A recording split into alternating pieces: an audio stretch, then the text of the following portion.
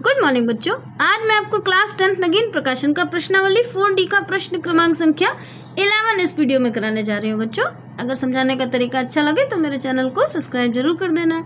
देखो, क्वेश्चन में दिया हुआ है एक संख्या में 2 अंक हैं। अब आप देखो, 2 अंक का मतलब क्या हुआ कि संख्या में जैसे 9 के बाद जितने भी संख्या होती है 10, उसमें 10 से लेके और आपके 99 तक सब में सब संख्या में कितने 2 अंक होते हैं ना। और 10 के पहले यानी 9, उस 9 आगे 8 आ गया, इन सब में 1 अंक होते हैं। और 99 से आगे 100 3 अंक हो गए। तो इन्होंने बोला है कि एक संख्या उसमें 2 अंक हैं। अब इन अंकों का गुणनफल, जब उन अंकों को आप गुणनफल करो तो आपका गुणनफल 14 हो जाएगा। यदि संख्या में 45 घटाया जाए तो अंक परस्पर बदल जाते हैं। परस्पर बदलने का मतलब देखो, इसको मैं आपको ऐसे समझा रही हूँ कि जैसे देखो लिखा है, अगर आपको लिखना है 48 तो आप कैसे लिखोगे। 48 लिखने का मतलब होता है कि हम इसको सबसे पहले देखो लिख देंगे 40, है ना। तो 40 लिखने के लिए हमें क्या करना पड़ेगा, 40 को हम लिखेंगे, देखो 40 और प्लस 8 लिखेंगे तभी तो 48 होगा। लेकिन अब इस 40 को हम कैसे लिखेंगे, इसको हम लिखेंगे 10 × 4, तभी तो ये 10 × 4 40 हो गया। और इसको बीच में प्लस का साइन, और इसको हम 8 × 1 लिख सकते हैं, है ना। क्या बन गया देखो, 10 × 40 यानी 10 × 4 यानी ये 40 हो गया, और ये 8, और यहाँ पर ये आपका 8 × 1 = 8, तो 40 में 8 जोड़ दिया, ये संख्या बदल गई ना। लेकिन इन्होंने क्या बोला है, संख्या परस्पर बदल दो। बदलने का मतलब कि यहाँ पर इसको इधर रख दो और इस वाले को इधर रख दो। अब आप क्वेश्चन से देखो, क्वेश्चन में सबसे पहले लिख दो कि माना इकाई का अंक, देखो इकाई का अंक कितना हो जाएगा, जैसे ये 14 को ही आप समझ लो, तो इसमें ये इकाई है, ये दहाई है ना। 14 को हम कैसे लिख सकते हैं, 14 को हम लिख सकते हैं 10 × 1 और प्लस 4। तो देखो यहाँ हम लिख रहे हैं कि माना इकाई बराबर कितना है, इकाई हमने मान लिया x हमने मान लिया, है ना। अब इसके बाद इकाई के बाद दूसरा अंक जो इसके पहले का, और दहाई को हमने मान लिया दहाई बराबर y, ये हमने 2 अंक मान लिए। अब हमें इसको क्या करना है, और संख्या कैसे बनेगी हमारी, जैसे अभी मैंने आपको बताया ना कि 40 × 4 + 8 तभी तो 48 बना। हम इसको वही करेंगे, देखो दहाई के अंक को क्या करेंगे, दहाई और ये इकाई, तो कैसे लिखोगे इसको 10 और x, 10x हो गया ये, और प्लस y, ये हो गया आपके पास 10x इकाई, और यहाँ हो गया ये आपका दहाई हो गया। अब प्रश्नानुसार देखो, प्रश्नानुसार क्वेश्चन में इन्होंने बोला है कि जो 2 अंक हैं, है ना, उन दोनों अंकों का गुणनफल। तो 2 अंक हमारे पास कौन कौन से हैं, एक हमारे पास है x और दूसरा हमारे पास है y। इन दोनों का गुणनफल इन्होंने बोला है कि 14 है, तो आपने लिख दिया 14। इसको आप समीकरण 1 मान लो।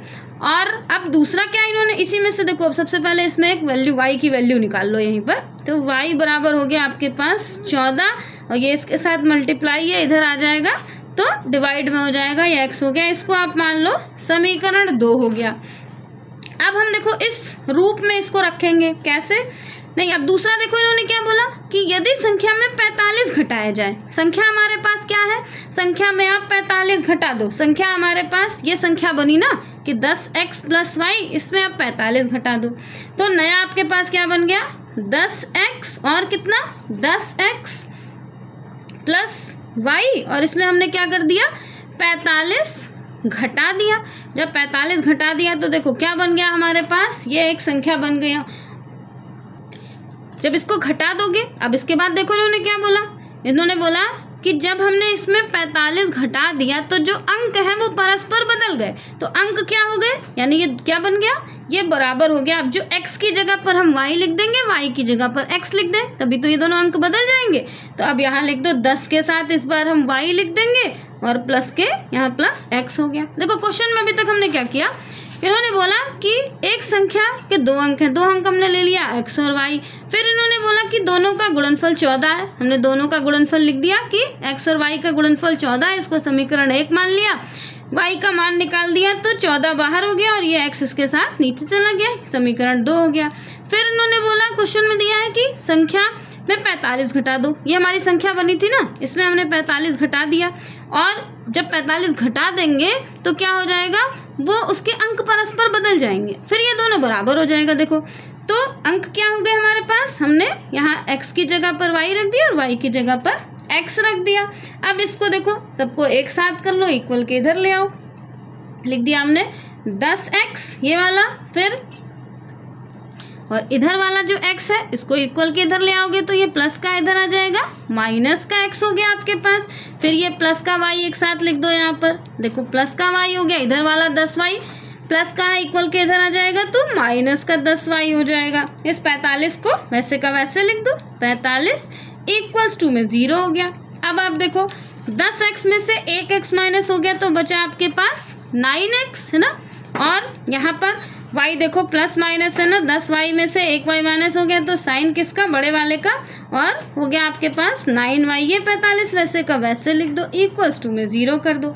अब ये देखो सब में 9, पूरा नंबर 9 से कट रहा है तो 9 को कॉमन ले लो, 9 हमने कॉमन ले लिया तो यहाँ बचा x, यहाँ पर बचा y और यहाँ 9 5 45, ये जो 9 होता है ये इक्वल के साथ इधर चला जाएगा, इक्वल के इधर तो 0 से मल्टीप्लाई हो जाएगा तो खत्म हो जाएगा है ना। यहाँ पर अब आपके पास ये आपके पास देखो नंबर बन गया। अब हमें क्या करना है, देखो ये x और y को एक साथ रख लो, 5 को इक्वल के दूसरी तरफ भेज दो, यानी x माइनस वाई, ये 5 माइनस का है इक्वल के दूसरी तरफ भेज दिया तो प्लस का हो गया है ना। इसको आप समीकरण मान लो, समीकरण ये आपका 3 हो गया। अब ये जो समीकरण आपका 3 बना, अब आप देखो समीकरण 2 में आप y का मान रख दोगे, समीकरण 2 आपके पास है y और यहाँ आपके पास देखो समीकरण 2 आपके ये कितना है, समीकरण 2 से मान रखना है ना, समीकरण 2 से y का मान आपको यहाँ रखना है तो ये समीकरण लिख दो यहाँ पर, देखो x minus Y equals to 5, ये आपके पास समीकरण है, यहाँ हम y का मान रख देंगे तो हो गया x, फिर y का मान हमने कितना निकाला था यहाँ पर 14 और नीचे देखो 14/x, ये हमारे पास y का मान निकला था वो बराबर हो गया और इधर इक्वल में आपके 5। अब इसके साथ भी नीचे अपॉन 1 लगा दो, दोनों का एलसीएम हो जाएगा, इधर देखो इधर बता दे रही हूँ, एलसीएम हो गया दोनों का x, इसको x से मल्टीप्लाई कर दोगे तो यहाँ हो जाएगा x², यहाँ माइनस का 14 वैसे का वैसे, ये वाला x 5 से मल्टीप्लाई क्योंकि नीचे डिवाइड में है ना, इधर जाएगा मल्टीप्लाई हो जाएगा तो 5x हो जाएगा, यहाँ से ये खत्म हो जाएगा। अब इसको आप एक साथ लिख दो, ये हो जाएगा आपके पास x², ये 5x इधर ले आओ, माइनस का 5x, यहाँ पर ये माइनस का 14 इक्वल्स टू 0।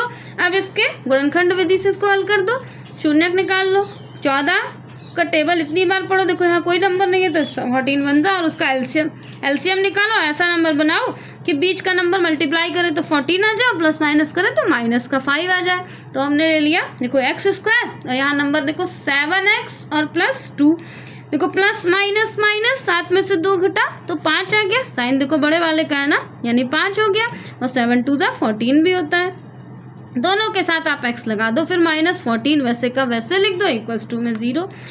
इसमें दोनों में कॉमन देखो x मिल गया तो x हमने ले लिया, ये इसके पास 2x था, 1x बचा, इसके पास x बचा 7 हमने लिख दिया, यही ब्रैकेट उठा के यहाँ आप लिख दो, यानी x - 7। अब यहाँ पर देखो प्लस का 2 ले लो, जब ये 2 ले लिया हमने ना तभी तो यहाँ x आ गया और 2 7 14 हो गया, इसको 0 के रूप में रख दो, यहाँ हमने रख दिया x - 7 इक्वल्स टू 0, तो x इक्वल्स टू प्लस का 7, यानी x का मान कितना हो गया 7 और इधर x + 2 इक्वल्स टू 0, तो x इक्वल्स टू माइनस का 2। देखो माइनस का नंबर हो गया तो ये आपका अमान्य हो गया क्योंकि माइनस का नंबर काल्पनिक माना जाता है। अब x का मान हमारे पास 7 आया ना, इस x के मान को आप समीकरण 2 में रख दो, तो लिख दो x का मान समीकरण 2 में रखने पर है ना, समीकरण 2 में रखने पर, समीकरण 2 में हमने रख दिया, समीकरण 2 हमारे पास कितना था y इक्वल्स टू 14/x, यहाँ पर हमने इसका मान रख दिया तो x का मान हो गया हमारे पास यहाँ 14 और x का मान हमने रख दिया 7, कट गया तो हो गया देखो 7 1 7 2 14, y का मान कितना निकल आया हमारे पास, y बराबर हो गया 2। अब ये y बराबर 2 हो गया ना, हमने संख्या का मान क्या मानी थी, संख्या हमारी थी संख्या हमारी थी देखो 10x+y, इसमें वैल्यू रख दो। देखो कितनी हो गई हमारे पास 10 और x की वैल्यू कितनी आई हमारी 7, यहाँ लिख दो। देखो 10, x की वैल्यू कितनी आई 7 और y की वैल्यू कितनी आई, y की वैल्यू हमने अभी निकाली है 2। सारे नंबर को सॉल्व कर लोगे, देखो 10 7 जा 70 और 2 जुड़ गया तो हो गया 72। तो हमारी संख्या ये कितनी हो गई, ये हमारी संख्या थी 72। यही हमारा आंसर हो गया। बच्चों थोड़ा सा बड़ा क्वेश्चन था लेकिन बहुत इंपॉर्टेंट क्वेश्चन था। अगर कहीं कुछ आपको समझने में दिक्कत लगे तो फ़ोन करके उसमें कमेंट बॉक्स में कमेंट करके आप मुझे ज़रूर बताना। बाय बच्चों।